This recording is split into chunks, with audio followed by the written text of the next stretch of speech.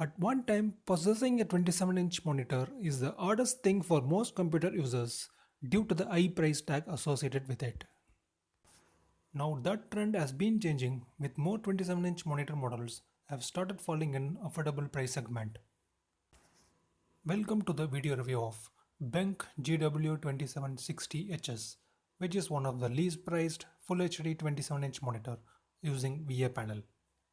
While this model is not specifically targeted for image editing professionals, it serves as an economical all-rounder for entertainment and other productive tasks. I always find the VA panel a sweet spot between a TN panel and IPS. This variant is being upgraded from the older GW2760H version that lacks flicker-free feature. I am using this monitor for past few months and also noticed the price is getting cheaper now since its launch, that is 2 years back. Be it gaming, watching movies or web browsing, I am pretty impressed with it, especially for the low price that I paid. It's a 27-inch 16:9 aspect ratio screen with Full HD resolution that results in a relatively large pixel pitch size of 0.31 mm size. That's an amazing number for an entry-level monitor of this size, and such high brightness level is common for all VA panels.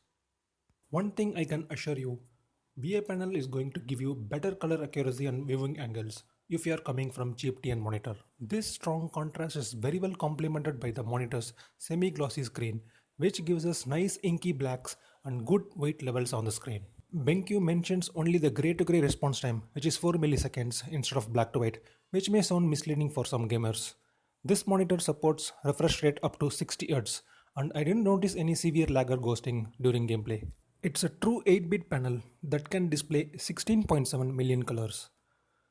A 6-bit panel for reference shows just over 2 million colors, which most laptop screens use.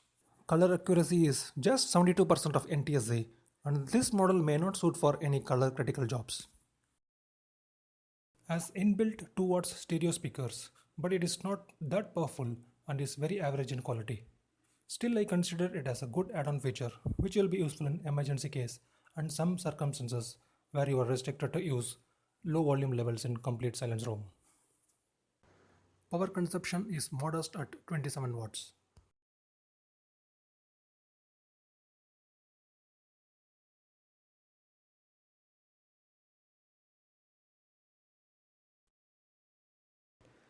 We get a VGA and HDMI display cables and a standard size power cord inside the package. Thin glossy frame bezels is used in side and top corners, and bezels are pleasantly slim in look.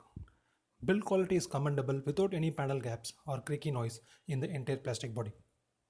Monitor base is not that shaky when subjected to vibrations, but it wobbles under heavy moments. Front part of the monitor and stand surfaces are all glossy finished. The power LED is face downwards and it is not distracting even in complete dark room. The stand has adjustments for only tilting the screen upward and downside. This is the least tilt at the bottom end and maximum tilt upwards.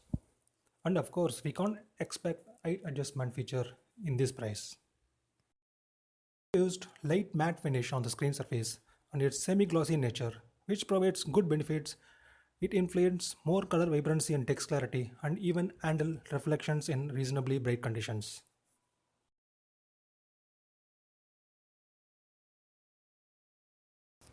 VESA mounting holes for wall fixing. All control buttons are located behind in line with those respective tiny dots with no labeling or indication of text on it. Accessing via the menu is little difficult at first under dark conditions, but things get better once used to for a few days. Buttons are very responsive to use. This model has got all the necessary connection ports. 3.5 mm jack output for external sound devices, a line-in jack, HDMI and DVI-D interface, and the traditional VGA port. This is the main menu that allows you to adjust brightness, contrast, response time, and do color corrections. There is even a dedicated button for controlling brightness.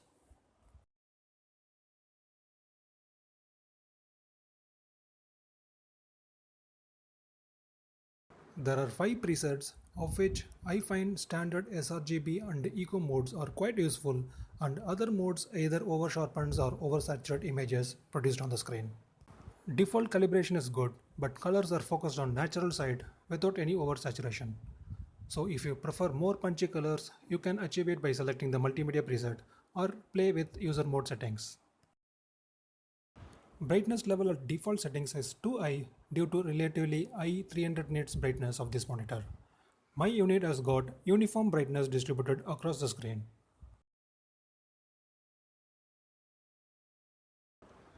Viewing angles is definitely better than TN display, but obviously it won't match a high-end IPS monitor. There is some color loss when seen in extreme angles.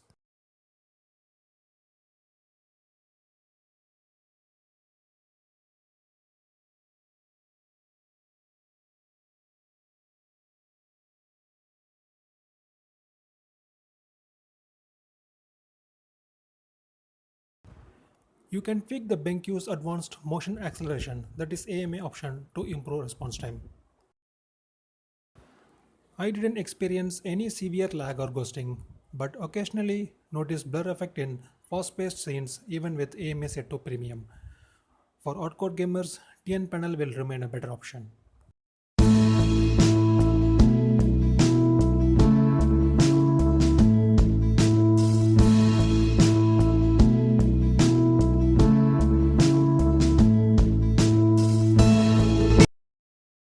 Color reproduction from this monitor is well enough to satisfy general users, but if your usage involves any color critical jobs, then this monitor will disappoint you on that aspect. Color accuracy is not that good and definitely a level below the IPS display. But general users will not notice it unless they compare it side by side with a IPS panel or any professional grade monitor. I won't say it is very bad, but an IPS monitor will make you much happier in this regard. Still, this VA panel monitor is far better than the regular TN displays. Backlight bleed is very minimal in my unit, and there are reviewers who complained about non-uniform brightness across the screen. Fortunately, I don't find any in my monitor. You can witness it through my camera. There is not any sort of flickering at all brightness levels. BenQ is focusing majorly on this feature, and most of the BenQ models are PWM free, that is no flickering even at low brightness level. This may be good news for those having more sensitive eyes. The very important thing which I read about is the text quality on such a big monitor size that has only 1080p resolution. After using this monitor for months, I prefer to do my text related jobs in my old 24-inch Full HD monitor. The real problem with 27-inch 1080p resolution screen is its loosely packed pixels, which is just 81 ppi. I find it difficult to read at close distance even after adjusting to different font scaling. Texts appear larger with pixels being visible easily and not able to focus clearly on it. For those who have problems in reading smaller text size, especially elders, will find this model useful, and for others, if you can maintain some distance, then you can live with this disadvantage. Coming to conclusion, I find the BenQ GW2760 as a good investment for general and entertaining purposes. It has got all the strengths of VA panel, that is high brightness and contrast ratio with deeper blacks, which are the most critical elements for movies and gaming. BenQ had priced the monitor even better at the time of creating this video, and it is one of the cheapest monitor available from a well-reputed brand in the market. Flicker-free technology is another deciding factor for this model. Gamers who are on strict budget can consider this monitor, and there is nothing much to complain. The negative things will be color accuracy is not as good as IPS. Viewing angles is just better than a TN monitor and no match for an IPS or PLS panel. Text quality on this monitor is not that good, and I have seen better text clarity with the same size and resolution in other models. If you still prefer 27-inch monitor to use mainly for text works, I encourage you to get at least a 1440p resolution display that has tightly packed pixel density of 109 ppi. Thanks for watching. If you feel this video useful, subscribe me and hit the like button below this video. And you can also leave your comments which will be helpful to grow my channel.